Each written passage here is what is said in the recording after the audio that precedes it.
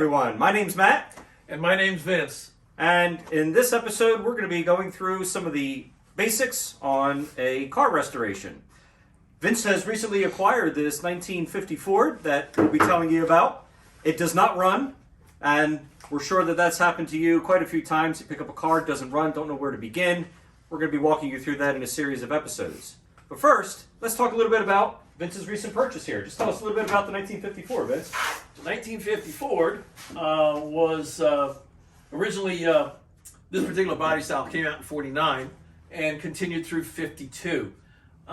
It was revolutionary from a styling perspective. I'm pretty sure it was Henry Ford II that designed this particular model.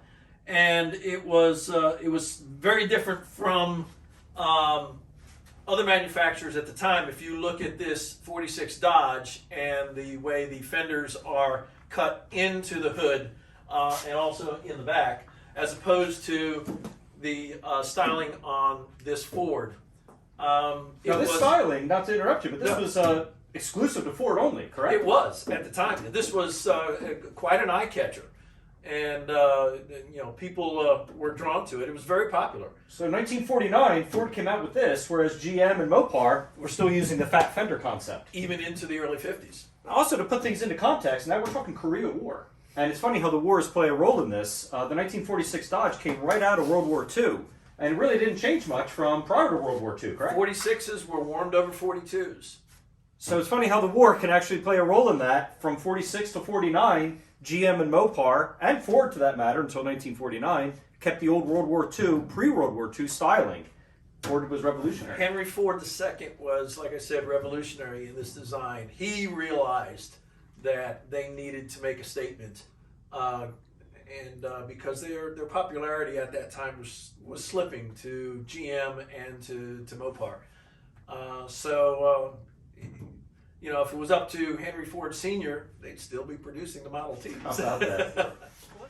Now, also tell our audience, remember, 1950, the year of Vince's, and 1946, the Vince is right. Up until 1955, these cars were run off of 6-volt batteries, unlike today's cars that are 12-volt.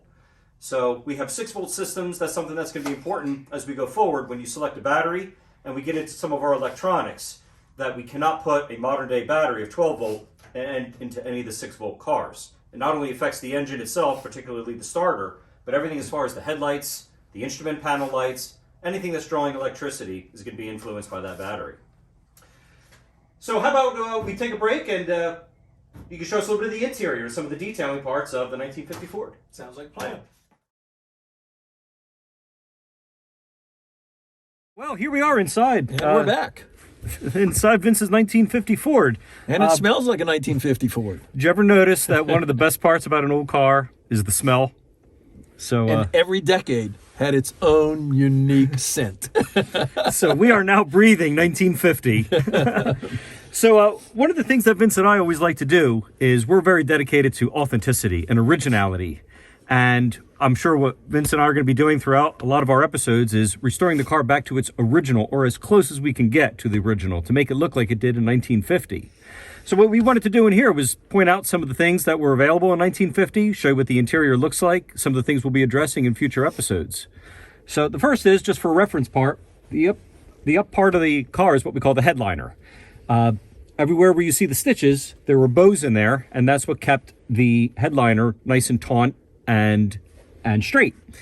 Often, these would let loose, particularly with tobacco, with a cigar. Yeah. People that smoked, which was a very popular thing in the 1940s, 50s, and 60s, would actually have some sort of effect on the stitching and would make the headliners come down. Not to mention discoloration. Another good point. I mean, you could have a white headliner and it would end up being yellow in a couple of years because just from the nicotine. From the tobacco. Yeah. So this is what we call the headliner. Vince, show us a little bit about some of the operations and the controls we have here. Well, I'll be honest with you, Matt. I'm learning this as we go along, to be honest with you. I haven't had a chance to really go over this vehicle as much as I'd like to. But it's really interesting. I love the style of this dash. And yes, I need these things to see. But this particular vehicle was equipped with a clock. That would have been that was an option. That was an option. It's equipped with an AM radio. an option. So without those, a lot of these cars that didn't have them, it would have what was called a clock delete or a radio delete, which would just be a blank plate there if somebody didn't opt to get that, right? It's true. And in fact, to be honest with you, even heat was an option. So you'll see this heater control down here, which provides both fresh air, heat, and defrost. In many cases, those were options. Now tell the users too, or the readers, about the old 3 on the tree. Oh my God. It's called an anti-theft device in today's day and age. For the number of people, because the number of people that, don't know how to operate them anymore. Now, obviously, 3 on the tree, this is what we call manual transmission. Manual transmission, you have a clutch pedal, a brake pedal, and a accelerator pedal. The clutch disengages the gears for shifting purposes. You have first, straight up is second, down is third, And reverse? then reverse is all the way. Well, she's just being difficult. Yeah, she's being difficult right now. So it's basically like today's more modern H pattern that we see on the floor, except it's turned and rotated sideways and mounted up on the column. It's what we call the 3 on the tree, 3-speed. Wasn't as cool. Wasn't as cool, but it functioned.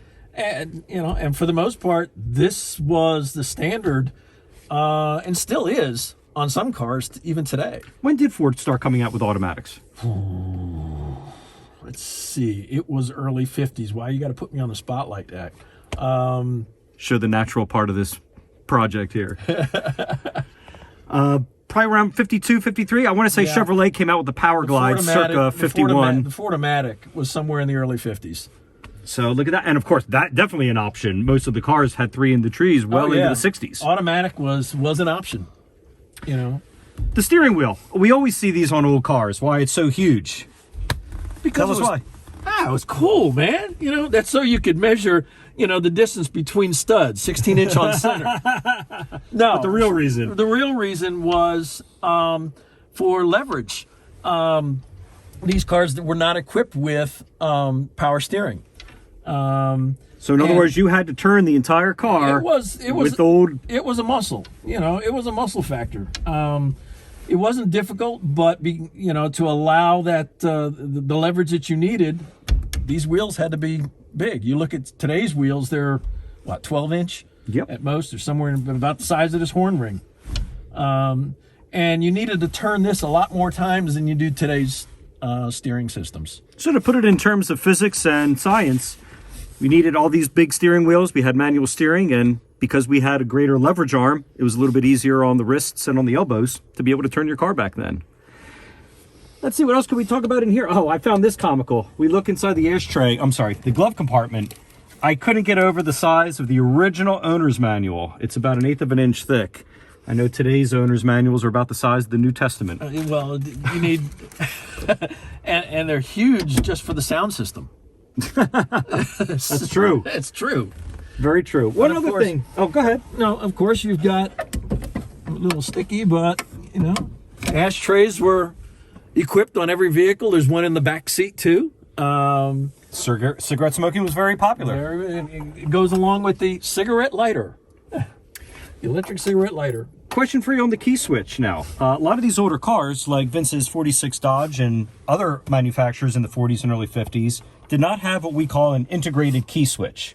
Today, we put the key in the switch and we turn it, and that's what cranks the motor. Back in the old days, they used to have a separate button on the floor that would activate the starter.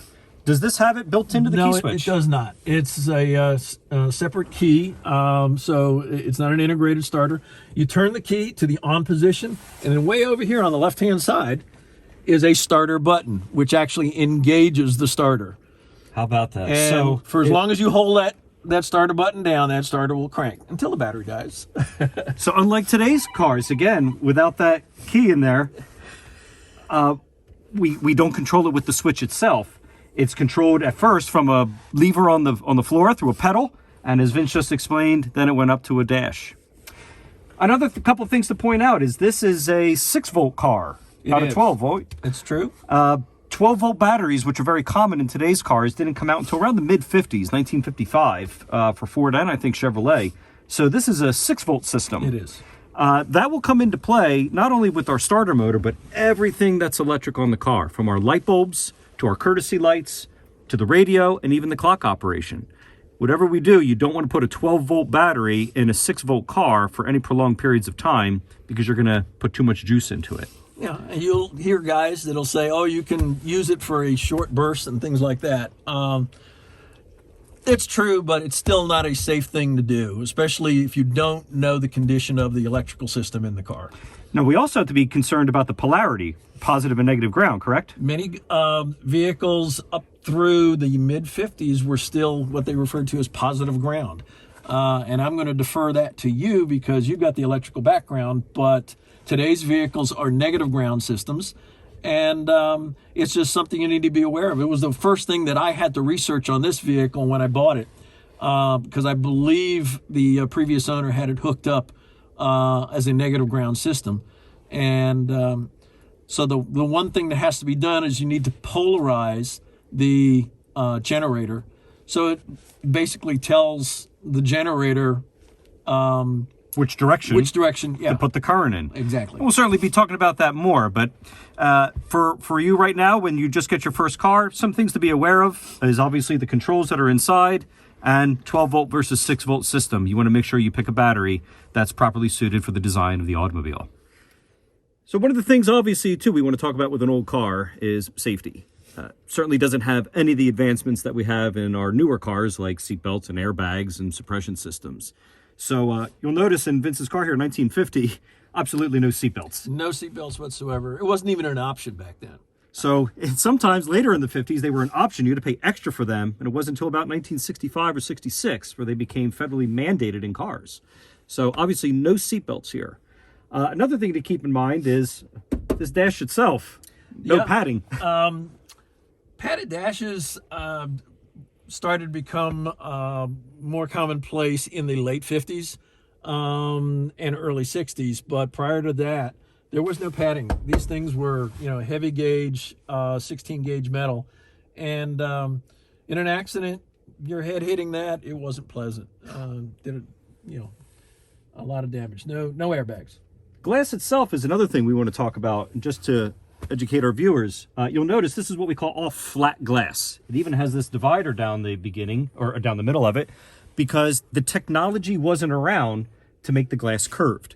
So what we have is flat glass, which was literally, as its name implies, flat, and we had to put a divider in it in order to get it to make that sort of curve.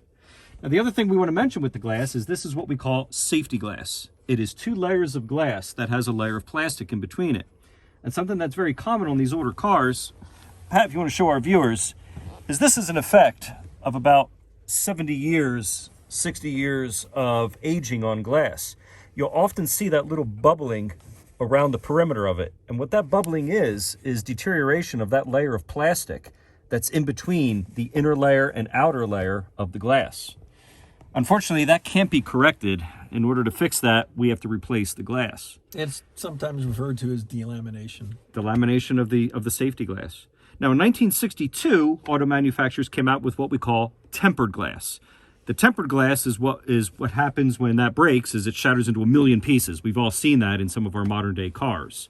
Safety glass is found today only in modern day windshields because you don't want your windshield turning into 1,000 pieces. So today's cars were safety plate glass in the windshield, tempered everywhere else. But in a car like this, it's safety glass all the way around. All right, let's do some mechanical stuff, shall we? Sounds like a plan. All right. So we're going to now get into the nuts and bolts, literally, of an old car trying to fire it up for the first time. What do you do first? What do you do? We know for sure that the car is not running, and this happens often. We acquire a project either through time of it sitting. Many times the engine is what we call locked up. Now that's going to be different from seized. We're going to use the term locked up. Seized is a special meaning that often relates to when an engine runs out of oil and becomes fused together. Hopefully we don't think that's the case here. It's locked up, or we want to make sure it's not locked up, right, and we're going to give it a shot. The reason we want to do this by hand first, and we're going to show you this in just a minute, is if an engine is locked up and you try to start it, the torque that's on a starter motor is so tremendous that you can cause damage to the starter motor itself, or worse, to the block. So we want to make sure, of course, that an engine will turn freely by hand before we engage that starter motor. Absolutely. So, and it's easy to do, you'll see. So let's go ahead and open up the hood. In just a minute, we're going to have you join us. Just a little comment there. You'll notice Vince is opening the hood. Older cars, we didn't have the interior control locks. Everything was controlled from the outside. And this particular car does not have self-holding hinges and springs, so you have this bar that comes up and literally just holds the hood up. One thing I've learned in the 2 weeks that I've owned this vehicle, be very aware of your surroundings. The design on this hood doesn't bode well with foreheads, and I've found that out the hard way a few times, just the way it bends down like this. So always be aware when you buy a vehicle until you get used to it. All right, so what we're going to do first is we're going to check to see if an engine is not locked up. We want to make sure that it spins freely. As a general rule of thumb, we want to be able to spin an engine 720 degrees, which is 2 full revolutions, to make sure that every piston is going up and down in its bore. And in order to do that, before we put our key to the starter motor, we're going to do a crank over by hand. And a very basic engine block, which Vince correctly points out looks like a 1940s World War II era gas mask, we're going to go to the bolt that is holding what's called the vibration damper or harmonic balancer to the crankshaft. We're going to put a socket onto that bolt with a large breaker bar, and with leverage we're going to turn this breaker bar 720 degrees, 2 full revolutions. By doing that, we're going to turn the crankshaft, the camshaft, the pistons are going to go up and down in their bore, all the valves are going to go through a complete cycle through all 4 stages of intake, compression, power, and exhaust for every cylinder. So let's go ahead and do that now on the engine itself.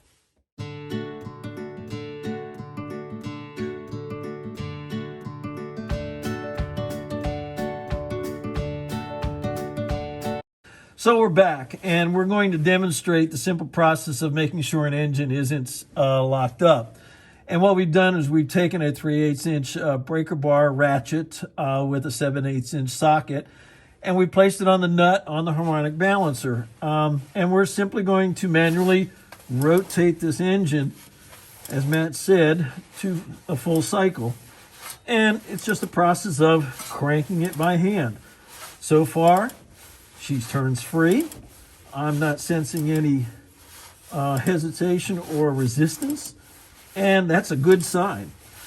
So that's basically the entire process of making sure this engine is free to go to the next phase of cranking it with the starter. And there we have it. Now, Vince, will I have this problem in my Tesla? In 2089, yes. Yes, in 2089. And, in 2089, you're going to have other problems. They'll be flying around by then. I like what I'm seeing here. So, we've gone through the entire cycle. Everything turned free. And I'm pleased to go to the next level. So, there you go. All right, so Vince has just demonstrated and proven a great, remarkable sign the engine is not locked up. Obviously still isn't running, but now that we know that it's not locked up, we can definitely breathe some life into it. So what we're going to talk about now are the 5 fundamental things that we need for any engine to run. And I came up with the acronym FACTS, F-A-C-T-S. The first one, fuel, gasoline. The second one, air. C, compression. T, timing, and S, spark. Now back to T, timing for just a minute. What we're talking about there is there's 2 different types of timing, ignition timing and valve timing, which we'll talk about later. But most of the time, for a car that's just been sitting for a while, we're mostly going to be concerned with fuel, air, and spark. Compression and timing are pretty rare, and unless an engine has been completely disassembled, it's normally not something we need to worry about just from a car that's been sitting. So we'll now demonstrate on Vince's Ford, making sure that we have appropriate fuel, air, and spark. All right, so remember from our FACTS acronym that the S in FACTS is for spark, which is one of the things we need to make sure that we have so that an engine will run. So in order to check spark, we obviously need to make sure that we have a battery hooked up. Vince is going to go ahead and hook up the battery. As he's doing that, remember, this is a 6-volt system car because it's from 1950. So, of course, we need a 6-volt battery. You'll also keep in mind that Vince is connecting the positive to ground. Check on your particular vehicle. Some vehicles have what's called a positive ground versus a negative ground. This 1950 Ford is a 6-volt positive ground system. So, unlike more traditional applications that we have today, our positive terminal goes to ground. So Vince is going to tighten up those cables, and what we're going to do to check for spark is we're going to physically pull out one of the spark plugs and turn over the engine to see if it's getting a spark on it. So probably for convenience sake, it doesn't matter which one you choose. We'll have Vince pull out whichever one is easiest for him to get to. We'll disconnect the spark plug wire. Let's go with this one right here. Now, these old spark plugs are 13/16 socket. As Vince is undoing that spark plug, just as another little tidbit, the old spark plugs take a 13/16 inch socket. Today's more modern ones are a 5/8. So if you're into an old car, make sure that you have an old 13/16 spark plug socket. And there you have it. Actually, it looks good. Little black. Little carbon buildup, but nothing too terrible. I believe the previous owner had replaced these at some point over the past 5 years. So I've seen better, I've seen worse.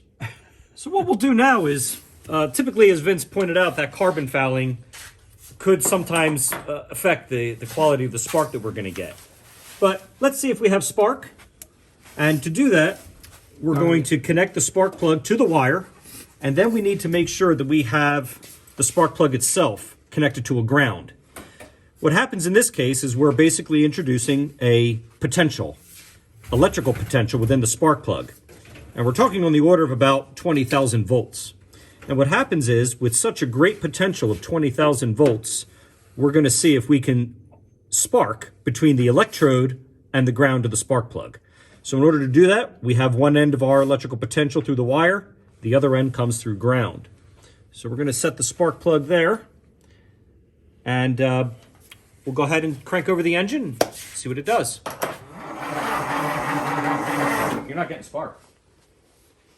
So in order to test our spark, it is essential that we have a good ground. Now, this engine has a little bit of surface rust on it. So what we can do to make sure that we have a good ground is just try to scuff some of that off with a wire wheel. What we want to try to do is get this down to bare metal. All right, now what we'll do is we'll hold the spark plug there. You generally don't want to hold it with your bare hands because you are giving it with 20,000 volts. So obviously these are insulated needle nose pliers. Give me a little bit of protection. I'll hold on to it. And go ahead, Vince, we'll crank and see if we have spark. Clear. Clear.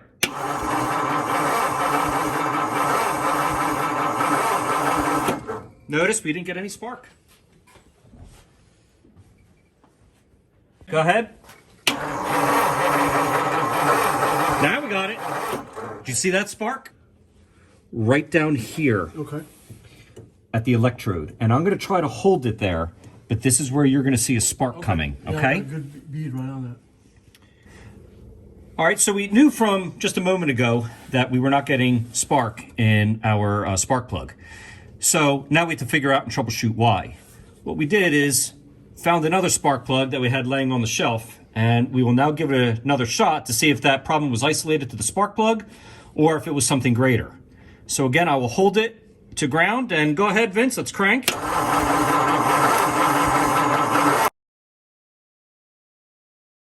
And we are now getting spark.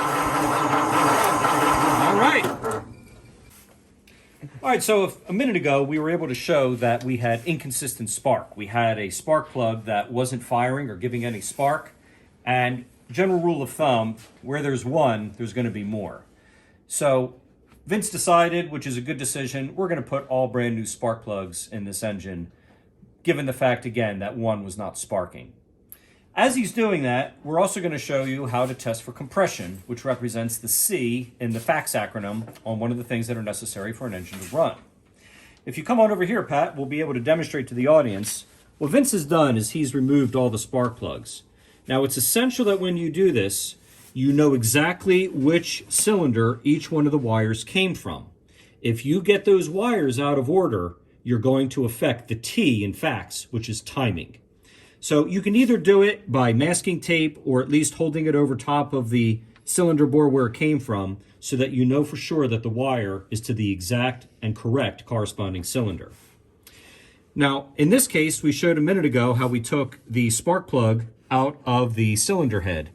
And what Vince is going to demonstrate on the other bank of the engine is putting the compression tester in there so we can measure how much compression we have. Okay, what you're looking at here, fortunately, is a document that came with this vehicle. It's a spec sheet for the V8 passenger car, 1950 Ford, and it provides a valuable amount of information that you need to know regarding tune-up and the makeup of this engine. And what we're going to be testing for now is the compression pressure on each cylinder. And as you can see, according to the spec sheet, we should be getting a reading of 120 pounds at crank speed. So that's what we're going to do now. We're going to hook up a compression tester and check each cylinder to make sure we've got sufficient compression. Need my light here.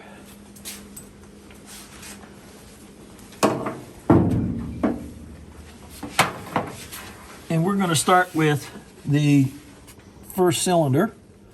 And let me just show you.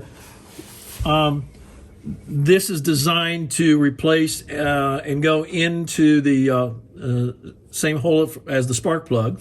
And then it's attached through a compression fitting to this gauge here. And we'll crank the engine, and you'll watch as the pressure builds up in each cylinder. This needle will move and tell us the amount of compression we have in this cylinder. And hopefully it's to spec.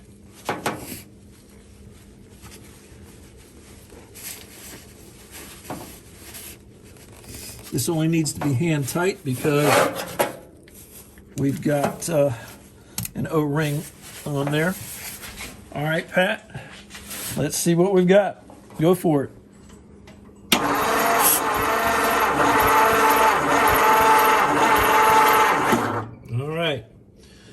Well, that's not a good sign right there. We're showing compression of 75 PSI.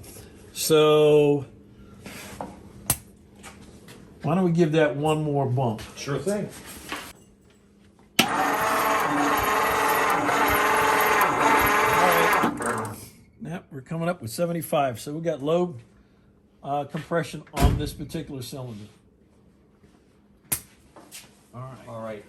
All right, so Vince just discovered that on that one cylinder, we had 75 PSI of compression, and that didn't meet the spec of 120.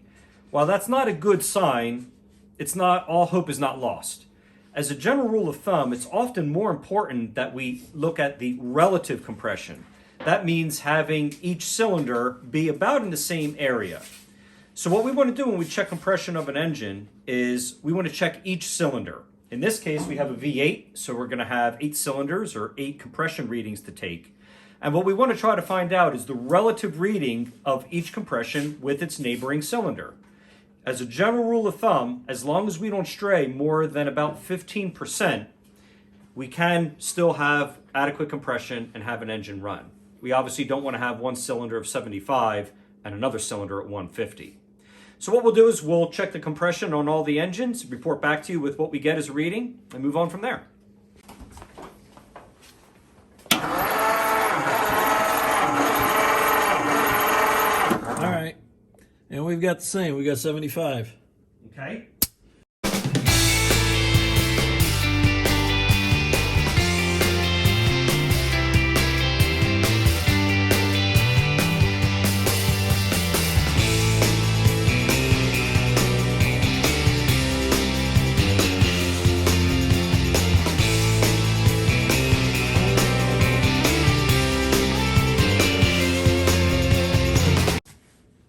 right, so Vince had tested the compression.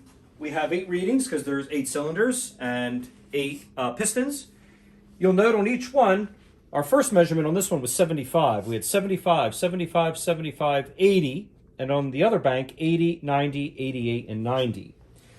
Now, this started to raise some suspicion for a couple of reasons. One, getting that kind of consistency was a little bit of a raising of an eyebrow. So we went back and we tried it again, and 75 turned into 80. This is giving us some question on the accuracy of the gauge itself. So we're going to raise an eyebrow and put a little bit of suspicion that these numbers are actually accurate. But if we look at the relative measurements between each one, if our lowest reading was truly 80 and our highest reading was truly 90, that's going to fit us right in about the 12% tolerance level. 10% of 80 is 8, so we should expect to have anything between 80 and 88 for 10%, between 80 and 92 for the 15%. So, granted, while we're questioning the absolute values of these, the way that they're comparing to each other, showing that the engine might be acceptable and we can move forward. All right. All right, so just as a recap, for today we were able to verify that the engine was not locked up because we were able to rotate it 2 full revolutions by hand. And we start moving into our 5 components that we need for to have an engine run. We started with spark, realized that one of the spark plugs was not sparking.